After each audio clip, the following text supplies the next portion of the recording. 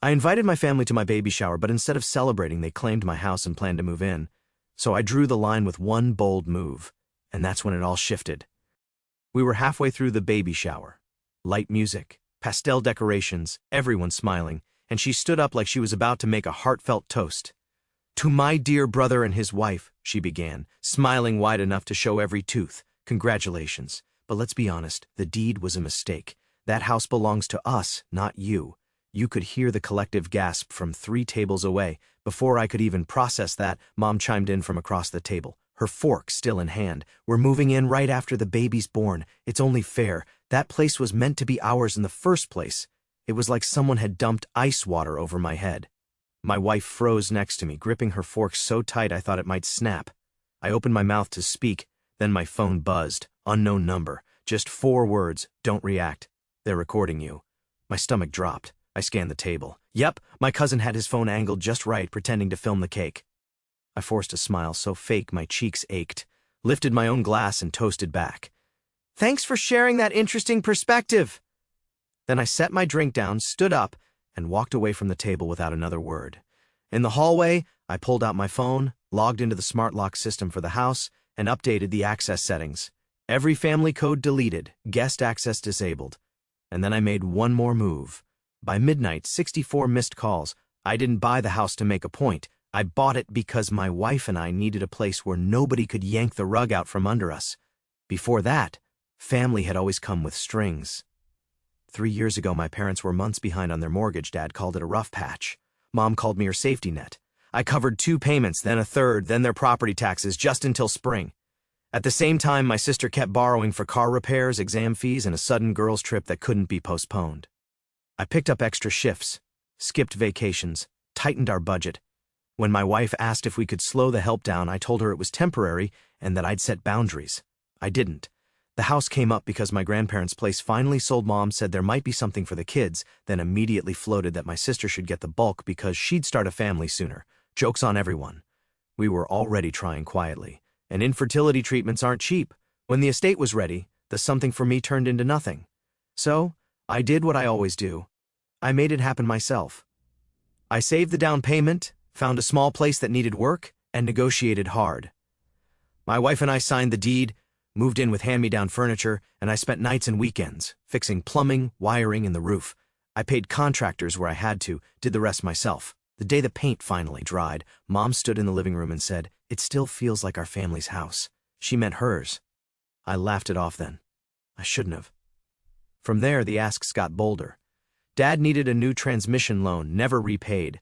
Mom wanted help with a private dentist, an advance, also never repaid. My sister called crying about a security deposit after she'd broken a lease for her mental health. I paid it so she wouldn't move back with our parents and turn their crisis into another fire for me to put out. When we finally got pregnant, we told everyone at Sunday lunch. My sister smiled, then casually asked if the spare bedroom could be kept flexible because she and her boyfriend might need a place for a few weeks. Mom nodded like it was already decided. My wife squeezed my hand under the table. I said we'd think about it. We didn't. The mistake deed narrative started as whispers. Mom hinted that Grandma had intended for the house to stay in the bloodline as a family home. I reminded her the will had been clear and that our house wasn't part of that estate. She moved the goalposts. My hours of repairs were a community effort, apparently, because Dad had given advice over the phone. Then my sister claimed she'd picked paint colors on Pinterest and therefore invested emotionally. Every week, there was a new thread they tried to pull. I tightened boundaries. I stopped sending money automatically. I put household decisions in writing. When I told Mom we couldn't fund my sister's wedding bridge because we were saving for the baby, she got quiet, then cold. "You've changed since buying that house," she said. "Money made you selfish." 2 months later, my sister pushed farther. She brought over a moving plan, scribbled on a legal pad, dates, boxes, which room they would take, what furniture we should store. Temporary, of course. She said her lease was ending, and she needed a soft landing before leveling up. I told her no. She called me controlling. Mom texted that evening, "She's fragile. Be the bigger person." Meanwhile, my wife started getting messages from a cousin warning us that certain relatives were framing me as the hoarder of a family asset. Screenshots followed. "He manipulated the deed," one aunt wrote. "That house is community property," another declared. "Like Facebook comments could overrule the county recorder." I forwarded the messages to my lawyer friend who said not to argue online and to document everything. Then came the helpful suggestions. Dad floated that I add my parents as secondary owners to protect the house if something happened to me. My sister suggested we do a family trust with her as temporary trustee while my wife was too hormonal to decide. I nearly laughed. My wife didn't. She cried in the car on the way home and asked if our baby would grow up in a house where people walked in whenever they wanted. I installed cameras, updated the smart lock, and turned off every shared login my parents once had for emergencies. I told everyone plainly, no codes, no keys, no surprise visits. My sister accused me of isolating my wife. Mom said I was ripping the family apart. Dad warned me not to make enemies I'd need later. They made it sound like I was disowning them. All I did was lock my door. The money pressure returned with a new twist. My sister claimed I owed her because I had used family savings to buy the house. I hadn't. I sent bank statements proving the down payment came from our account. She switched angles she had sacrificed by staying with our parents so I could play homeowner. That same week she asked if we could co-sign a car so the baby would have an aunt with reliable transport. I said absolutely not. She called my wife privately to say I was abusive with finances. My wife put her on speaker and told her not to call again with that. Every refusal escalated the rhetoric. Family over paperwork, Dad said. Intent matters more than signatures, Mom added. And the nicer our nursery looked, the more intense the comments got. When a crib arrived, my sister snapped a photo and posted that it would look even better in our room when they moved in. I took the post as a warning, so by the time the baby shower happened, they weren't just fishing for access, they were preparing a situation. The toast wasn't random, it was a script: make a claim in public, catch me reacting on camera, spin it into conflict, then use it as proof that I was unsafe and they needed to supervise the house for the baby's sake. I didn't react. I smiled, walked out, and changed the codes. But the house wasn't the only thing they thought they controlled. They were sure I'd keep paying, keep apologizing, keep smoothing things over because that's who I'd been. The old me would have explained, negotiated, compromised. The new me made a list, checked the documents, and lined up a move they wouldn't see coming. And when I made it, the phone started ringing. By the next morning, the group chat with my parents and sister was a heated discussion. Messages poured in, all caps, guilt trips, voice notes of my mom sighing dramatically. My sister's favorite line, "You're making this harder than it needs to be." Translation, "Just give us what we want so we don't have to pretend to be nice to you anymore." I didn't reply. I went to work like normal, but every time my phone buzzed, I felt my stomach tighten. Then, around lunchtime, my mom called. "Your father and I are driving over tonight," she said. "No, you're not," I said flatly. "Don't start. We just want to talk. You can talk on the phone." She switched to the wounded mother tone instantly. "I didn't raise you to turn your back on family." I almost laughed. The same woman who, 3 years ago, refused to lend me $200 when my car broke down because she was tight on cash, now expected me to house 4 people for free. That evening, I came home to find my sister's SUV parked halfway across my driveway. She was sitting on the hood, scrolling her phone like she owned the place. "Really?" I asked. She smirked. "We need to sort this out in person. The baby's due in 3 weeks. You're really going to make Mom stress over this?" I walked past her without answering. Inside, my parents were standing in the living room, shoes on, coats half off like they just decided to camp here until I caved. Dad spoke first. "This is ridiculous. It's temporary. 10 months, and then they're out." 10 months isn't temporary," I shot back. "That's almost a year of chaos in my house." "Chaos?" my sister scoffed. "We're family." "Exactly," I said, "which is why I'm not going to let this destroy what's left of our relationship." Mom rolled her eyes. "Oh, don't be dramatic. It's a house. You'll survive." That was it. The moment the last thread of patience snapped. I'd been swallowing their digs, their entitlement, their sudden belief that my life was just a storage unit for their bad choices. "You know what? You're right. It is just a house, which is why I get to decide who lives in it." And the answer is no. The room went dead silent. My sister's jaw actually dropped. Dad's face turned the shade of an overripe tomato. "You're making a big mistake," he said slowly. "No," I said, pulling my phone from my pocket. "I'm fixing one." I opened the smart lock app, tapped into the guest access settings, and deleted every single temporary code they'd ever been given. Then, I updated the master code, enabled the camera alerts, and activated the auto-lock feature for all doors. Mom gasped like I just disowned them. "You locked us out." "I set boundaries," I corrected. "If you can't respect them, that's your problem." My sister's voice rose. "You think this makes you the bigger person? I think this conversation is over," I cut her off. I walked to the door and opened it wide. Out.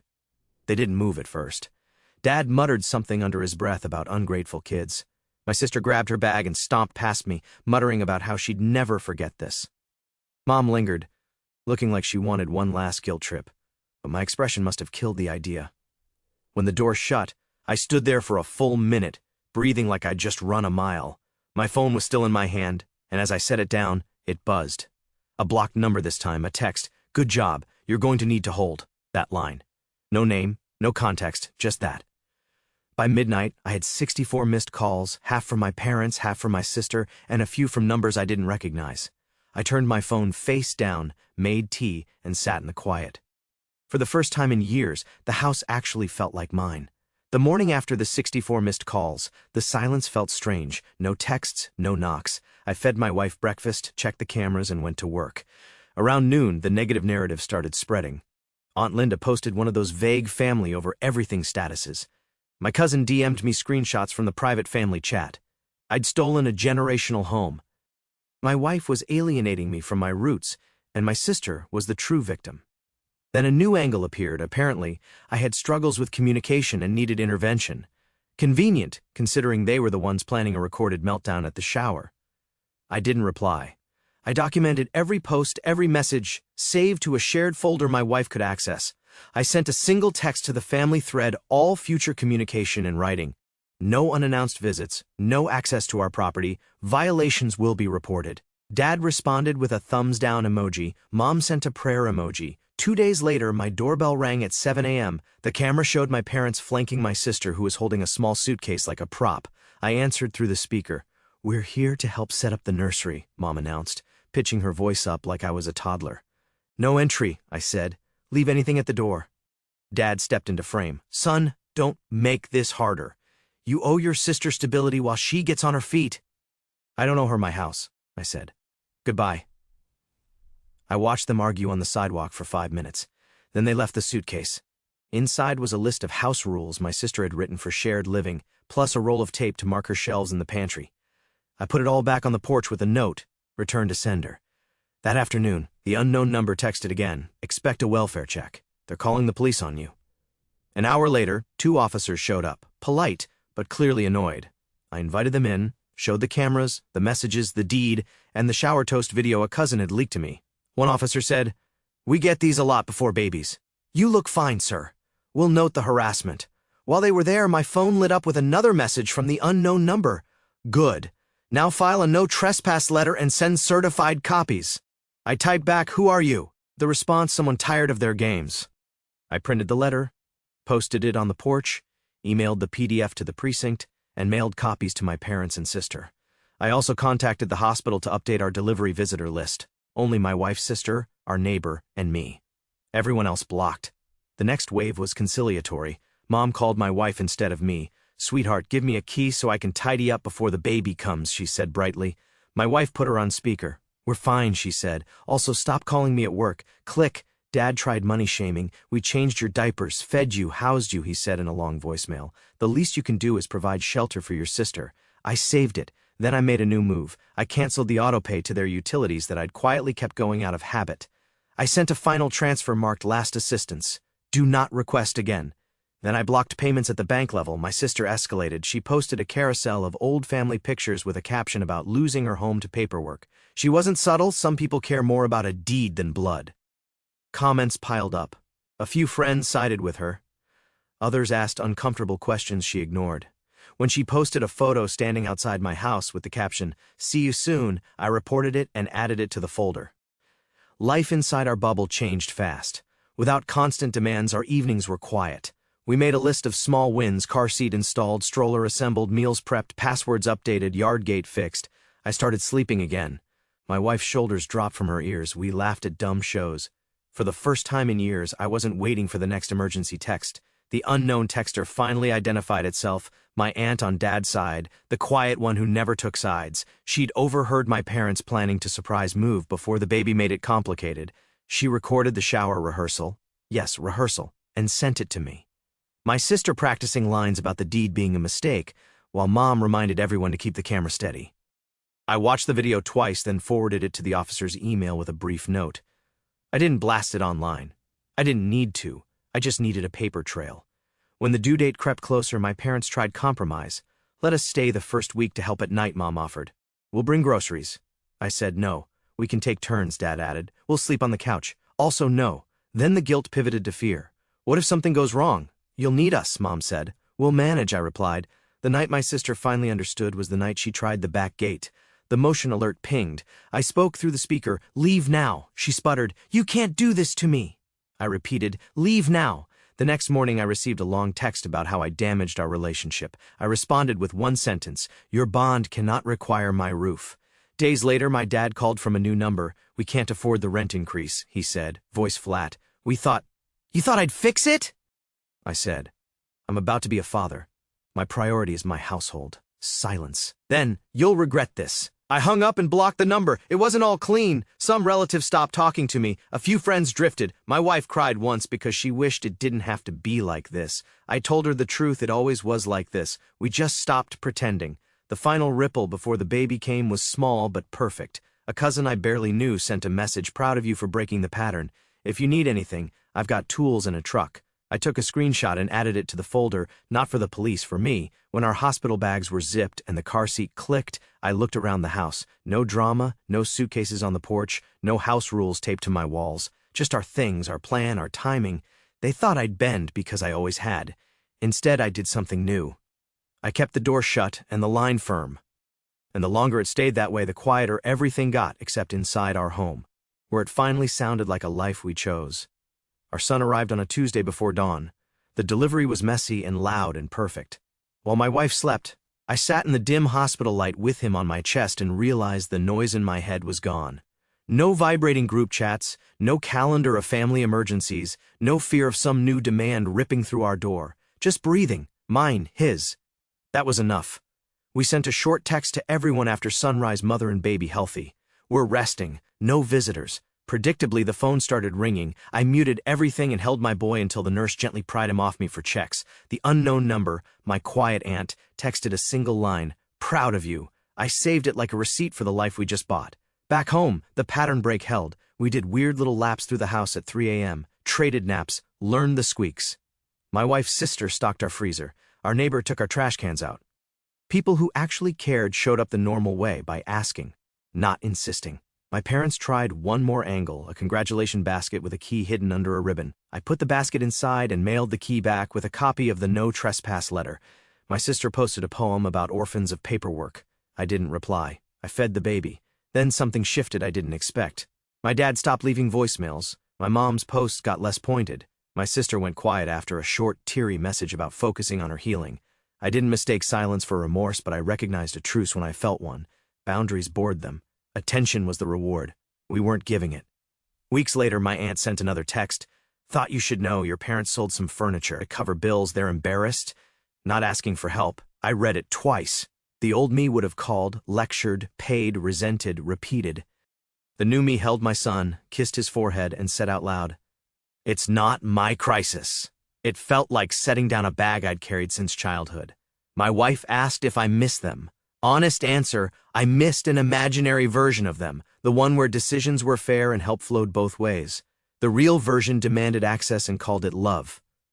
I'm not angry anymore, just done. The apology came in stages. Dad sent a postcard with a photo of a lake we used to visit, 4 words in his clipped handwriting, "Hope you're all well." Mom followed with a text about a casserole she used to make, asking for the baby's size so she could knit something. I kept the replies short, factual, kind. I didn't reopen the gates. We met once in a neutral place for an hour. I outlined the rules again. They nodded more than argued. My sister didn't come. Fine. I'm not rewriting history. They rehearsed a scene at my baby shower to claim a house they hadn't purchased. They involved the police in a property dispute. They tried to use emotional pressure to gain access. That happened.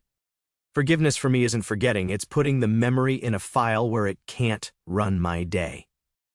Here's what has changed. I'm no longer the family ATM landlord or crisis line. I'm a husband and a dad who protects his home first. It looks small from the outside. Codes changed, keys returned, phone set to do not disturb.